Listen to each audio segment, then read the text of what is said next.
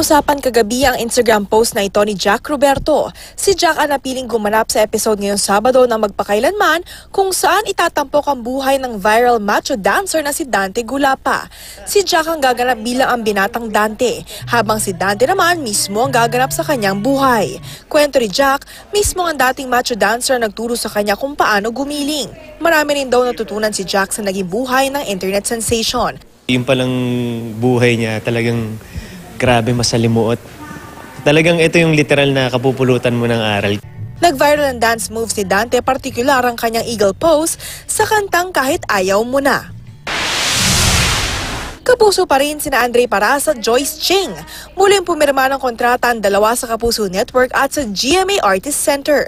Present sa contract signing sina Senior Vice President for Entertainment Group Lilibet Razonable at Senior Assistant Vice President for Alternative Productions Gigi Santiago Lara.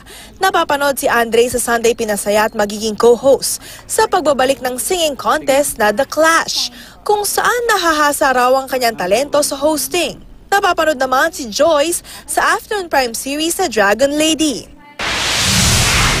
Mapapabilang naman ang brothers-in-law na sina Nico Bolzico at Erwan Yusaf sa Philippine Coast Guard Auxiliary bilang volunteers.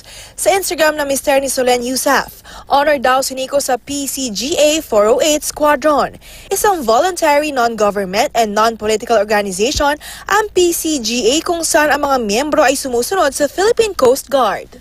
Katatibayan, GMA News.